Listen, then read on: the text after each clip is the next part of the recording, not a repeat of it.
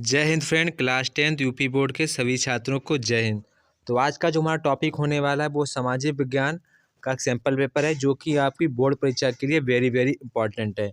आज हम आपको बताएंगे कि आपको बोर्ड परीक्षा में लॉन्ग आंसर कैसे लिखने हैं और शॉर्ट आंसर किस प्रकार से लिखने हैं ताकि आपको एग्जाम में पूरे फुल मार्क्स दे। तो इस बात को आपको बताएंगे कि आपको बोर्ड परीक्षा में किस प्रकार से आपको लॉन्ग आंसर और शॉर्ट आंसर लिखने होंगे ताकि आपको एग्जामिनर कम से कम नंबर काटे। अगर आप बढ़िया तरीके से लिखने वाले हैं तो फिर आपके नंबर काट ही नहीं सकता। इस बात को आपको ध्यान रखना होगा। हम आपको बताएंगे वीडियो के साथ साथ कि आपको किस प्रकार से लिखना है लॉन्ग आंसर और शॉर्ट आंसर। तो यहाँ पर आपकी बोर्ड परीक्षा के लिए मैंने क्वेश्चन पेपर बनाया है जो कि आपके लिए बेहद इंपॉर्टेंट होने वाला है। तो वीडियो पर बने रहिए, आपको हम पूरा सलूशन और कैसे लिखना है, उसमें क्या क्या आपको गलती नहीं करनी है, और साथ में आपको ये भी बताएंगे कि आपको मैपिंग किस प्रकार से करनी है ताकि आपके एग्जाम में कोई भी नंबर ना काटे। तो हम लोग वीडियो को करते हैं स्टार्ट। जैसा कि यहाँ पर हमारा पहला क्वेश्चन यहाँ पर है और सबसे मोस्ट इम्पॉर्टेंट बात है, आपको परीक्षा के दौरान ब्लू या ब्लैक बॉल पेन का आपको बॉल पेन ले जाना है क्योंकि वहाँ पर आपको OMR सीट पर MCQ भरने होंगे। जैसा कि यहाँ पर हमारा पहला क्वेश्चन कह रहा है, भारतीय राष्ट्रीय कांग्रेस की स्थापना कब हुई थी? तो भारतीय राष्ट्रीय कांग्रेस हमारी स्थापना हुई थी 1885 में। इसके बाद क्वेश्चन नंबर 2, आर्थिक महामंदी का प्रारंभ हुआ था? तो कब हुआ था? 1929 ईस्वी में हमारा आर्थिक महामंदी प्रारंभ हुई थी। इसके बाद नेक्स्ट क्वेश्चन यहाँ पर हमारा क्वेश्चन नंबर 3, यह कथन किसका है? जब फ्रांस छींकता है तो बाकी यूरोप को सर्दी जुकाम हो जाता है। तो ये हमारा किसका कथन था? मेटरनिख का, यानी कि ऑप्शन नंबर डी वाला हमारा इसका सही जवाब होगा। इसके बाद क्वेश्चन नंबर 4, जर्मनी के एकीकरण में मुख्य भूमिका किसकी थी? तो मुख्य भूमिका किसकी थी? ऑटो वन बिस्मार्क जी की हमारी मुख्य भूमिका थी। इसके बाद नेक्स्ट क्वेश्चन यहाँ पर हमारा क्वेश्चन नंबर 5। क्वेश्चन नंबर 5 आप सभी को पता होगा। आप लोग क्वेश्चन नंबर 5 का आंसर मुझे कमेंट करके बताएंगे क्वेश्चन नंबर 5 का आंसर क्या होगा। इसके बाद नेक्स्ट क्वेश्चन यहाँ पर हमारा क्वेश्चन नंबर 6। क्वेश्चन नंबर 6 कह रहा है कि बेल्जियम की सामुदायिक सरकार निम्नलिखित में से किसके मध्य सत्ता की साझेदारी है? किसके मध्य? तो ये हमारी होगी विभिन्न सामाजिक समूहों के मध्य, यानी कि ऑप्शन नंबर ए वाला हमारा बिल्कुल सही जवाब होगा। इसके बाद क्वेश्चन नंबर 7 हमारा यहाँ पर है, निम्नलिखित में से कौन सा संघ सूची का विषय है? तो कौन सा हमारा है? रक्षा। हमारा रक्षा बिल्कुल इसका सही जवाब होगा। इसके बाद क्वेश्चन नंबर 8 जो कि बेहद इंपॉर्टेंट क्वेश्चन है, इसको आपको ध्यान रखना होगा। भारतीय संघ में कितने राज्य हैं? कितने राज्य हमारे हैं इस समय? प्रेजेंट टाइम में हमारे 28 राज्य हैं। इसके बाद क्वेश्चन नंबर 9 कह रहा है, यदि हम लैंगिक भेदभाव की बात करते हैं तो उसका अर्थ होता है? तो उसका अर्थ क्या होता है? यहाँ पर होता है समाज में स्त्री एवं पुरुष की असमान भूमिका, यानी कि ऑप्शन नंबर ए वाला हमारा बिल्कुल इसका सही जवाब होगा। इसके बाद क्वेश्चन नंबर 10 कह रहा है, भारत में सबसे अधिक बोली जाने वाली भाषा कौन सी है? तो आप सभी को पता है हमारी बोली जाने भाषा सबसे अधिक कौन है? हिंदी सबसे अधिक भाषा बोली जाती है, इसको आपको ध्यान रखना होगा।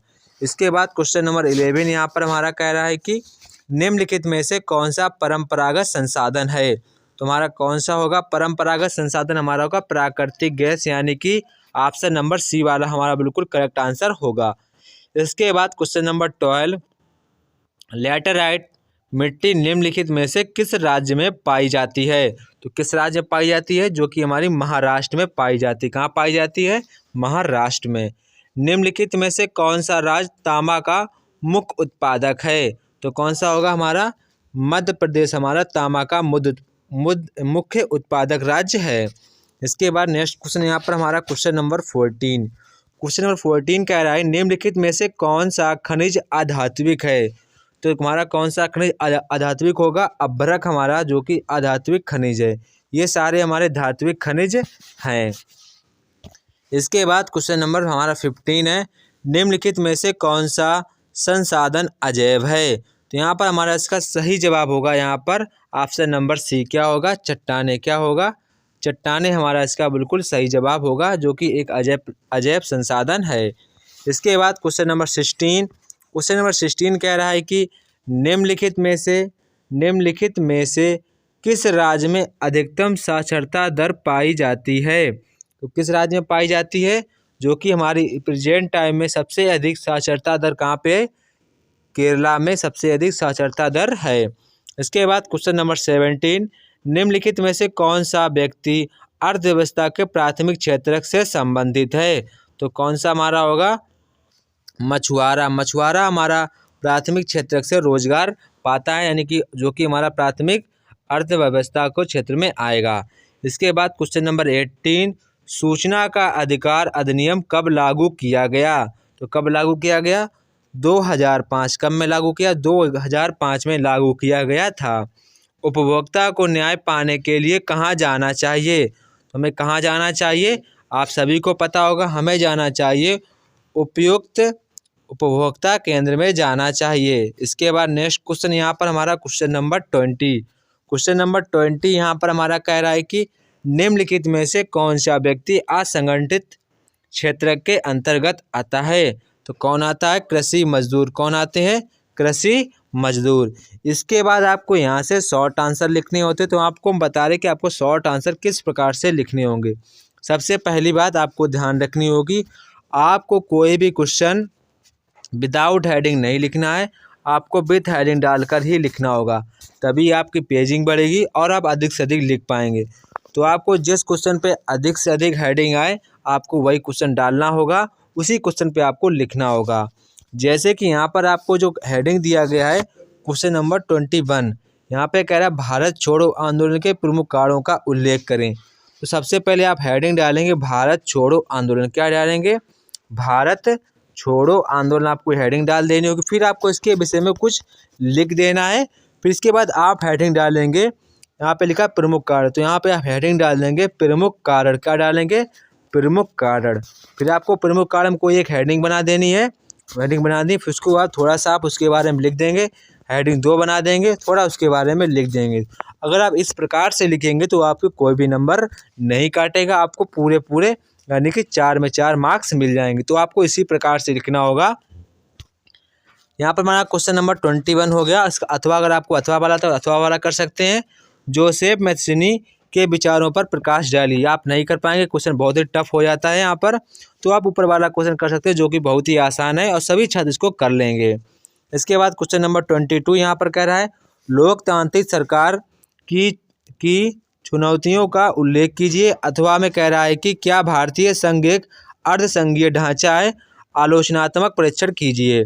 इसके बाद क्वेश्चन नंबर 23 हमसे कह रहा है कि सड़क परिवहन के सापेक्षिक लाभों का विवेचना करना है।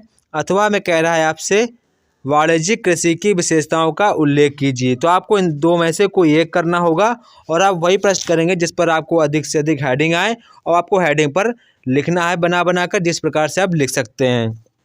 इसके बाद क्वेश्चन नंबर 24 कह रहा है विश्व व्यापार संगठन के क्रियाकलापों का वर्णन कीजिए। और अथवा में कह रहा है कि उपभोक्ता जागरूकता हेतु कोई 4 उपाय लिखिए। तो आपको इन दो में से कोई एक करना है, जो आपको सबसे अच्छे लगा, जिस पर अधिक से अधिक आपको हेडिंग आए। आपको बात ध्यान रखनी है, जिस पर आपको अधिक से अधिक हेडिंग आए आपको वही क्वेश्चन लिखना होगा, तभी आपको पूरे मार्क्स मिल पाएंगे। और फिर आपको हेडिंग पर लिखेंगे तो आपकी जल्दी से पेजिंग भी बढ़ जाएगी। इसके बाद यहाँ पर हमारा क्वेश्चन नंबर, आपको लॉन्ग आंसर यहाँ से स्टार्ट हो जाते हैं, यहाँ से हमारे लॉन्ग आंसर स्टार्ट होते हैं। तो लॉन्ग आंसर आपको ध्यान रखना होगा, विद हेडिंग लिखना है। और लगभग आपको 3 पेज का लॉन्ग आंसर लिखना। कितने पेज का? 3 पेज का आपको लॉन्ग आंसर लिखना होगा, तभी आपको पूरे 6 में 6 नंबर मिल पाएंगे। यहाँ पर हमारा क्वेश्चन कह रहा है कि यूरोप में राष्ट्रवाद के उदय में जर्मनी एवं इटली के एकीकरण का योगदान बताइए। अथवा में कह रहा है कि प्रौद्योगिकी में वैश्वीकरण की प्रक्रिया को किस प्रकार उत्प्रेरित किया गया है? उदाहरणों सहित स्पष्ट कीजिए। तो आपको किन्हीं 2 प्रश्नों में से एक प्रश्न को करना होगा। इसके बाद क्वेश्चन नंबर 26 कह रहा है भारत की विधायिकाओं में महिलाओं के प्रतिनिधित्व की स्थिति क्या है? अथवा में कह रहा है, अथवा में यहाँ पर कह रहा है भारत में स्थानीय स्वशासन से आप क्या समझते हैं? इस शासन के किन्हीं 2 गुणों एवं किन्हीं 2 दोषों का उल्लेख कीजिए। तो आप दोनों क्वेश्चन बहुत ही इंपॉर्टेंट हैं, इन दोनों क्वेश्चनों को आपको अच्छी तरीके से तैयार कर लेना है। ये क्वेश्चन लगभग हर एक बार परीक्षा में पूछे जा रहे हैं, तो इनको आपको अच्छी तरीके से अपनी कॉपी या बुक से तैयार कर लेने हैं। आपको हेडिंग भी अभी से बना लेनी है। इसके बाद क्वेश्चन नंबर 27 यहाँ पर हमारा कह रहा है, मृदा संसाधन के महत्व का वर्णन कीजिए एवं किन्हीं 2 प्रकार की मृदाओं की विशेषताओं का उल्लेख कीजिए। ये क्वेश्चन हमारा लगभग 3 बार रिपीट हो चुका है, तो अब इसे बेहद अच्छी तरीके से इसको याद करेंगे। तो यहाँ पर हमारा अथवा में जो हमारा कह रहा है कि अथवा में कह रहा है, भू संसाधन से क्या तात्पर्य है? भू के उपयोग की आवश्यकता परिवर्तन हेतु कोई 4 उपाय दीजिए। सबसे पहले आपको जानना होगा भारत में भू उपयोग के आपको कोई 2 नियम बताने होंगे। इसके बाद नेक्स्ट क्वेश्चन यहाँ पर हमारा क्वेश्चन नंबर 28 कह रहा है कि भारत अर्थव्यवस्था के क्षेत्र से अब क्या तात्पर्य है और द्वितीयक क्षेत्र की विशेषताओं का आपको विवेचना करनी होगी। इसके बाद और प्रश्न जो हमारा दिया गया है, और में कहा गया कि संगठित एवं असंगठित क्षेत्रों के विभेद कीजिए एवं असंगठित क्षेत्र के कर्मचारियों की समस्या पर प्रकाश डालिए। तो आपको 2 में से कोई एक करना होगा। आप वही क्वेश्चन करेंगे जिस पर आपको अधिक से अधिक हेडिंग आए। इसके बाद आपको मानचित्र वाले क्वेश्चन आते हैं, तो यहाँ पर आपको मानचित्र से क्वेश्चन करने होंगे। जैसा कि यहाँ पर हमारा पहला क्वेश्चन पूछा गया, वह स्थान जहाँ 1927 में भारतीय राष्ट्रीय कांग्रेस का अधिवेशन हुआ था, तो कहाँ पर हुआ था? मद्रास। कहाँ पर हुआ था? मद्रास, जो कि हमारा इस समय कहाँ पे है? चेन्नई में मद्रास। इसके बाद वह स्थान, क्वेश्चन नंबर देख लीजिए, वह स्थान जहाँ नील की खेती करने वाले किसानों ने सत्याग्रह आंदोलन किया था, तो कौन सा था हमारा? चंपारण हमारा इस समय कहाँ पे है? बिहार में। आप बिहार पर कहीं चंपारण टिक करेंगे। इसके बाद नेक्स्ट क्वेश्चन हमारा कह रहा है कि उत्तर प्रदेश का वह स्थान जहाँ असहयोग आंदोलन की शुरुआत की गई थी, तो कौन होगा हमारा? इलाहाबाद। क्या होगा? इलाहाबाद, या इसमें आप लिखेंगे प्रयागराज। इसके बाद नेक्स्ट क्वेश्चन यहाँ पर हमारा क्वेश्चन नंबर 4, वह स्थान जहाँ पर सूती मिल श्रमिकों ने सत्याग्रह आंदोलन किया था, तो आप क्या लिखेंगे? अहमदाबाद, गुजरात। इसके बाद नेक्स्ट क्वेश्चन नंबर 5 कह रहा है कि वह स्थान जहाँ जालियांवाला बाग हत्याकांड हुआ था, अमृतसर, पंजाब। क्या लिखेंगे? अमृतसर, पंजाब, आप इसका आंसर लिखेंगे। ये हमारे हिस्ट्री से मैपिंग के क्वेश्चन आते हैं। इसके बाद हमारे यहाँ पर ज्योग्राफी से क्वेश्चन आते हैं। यहाँ पे कह रहा है दक्षिण भारत की एक नदी का आपको नाम लिखना होगा, तो आप लिख सकते हैं गोदावरी। क्या लिख सकते हैं? गोदावरी या कृष्णा, कावेरी, आप कोई भी नदी लिख सकते हैं। इसके बाद यहाँ पर कह रहा है कि कपास उत्पादन का एक प्रमुख क्षेत्र एवं चिन्ह बताइए, तो आप क्या बताएंगे? जहाँ कपास होता हो आप बता सकते हैं महाराष्ट्र। क्या बता सकते हैं? महाराष्ट्र बता सकते हैं। इसके बाद नेक्स्ट क्वेश्चन यहाँ पर कह रहा है कि उड़ीसा का एक समुद्र पत्तन का नाम बताइए, तो आप बता सकते हैं पाराद्वीप। क्या बता सकते हैं? पाराद्वीप। इसके बाद नेक्स्ट क्वेश्चन यहाँ पर हमारा क्वेश्चन नंबर 5 कह रहा है कि असम की राजधानी क्या है? असम की राजधानी नगर क्या है? तो आप बताएंगे तारापुर। क्या बताएंगे? तारापुर।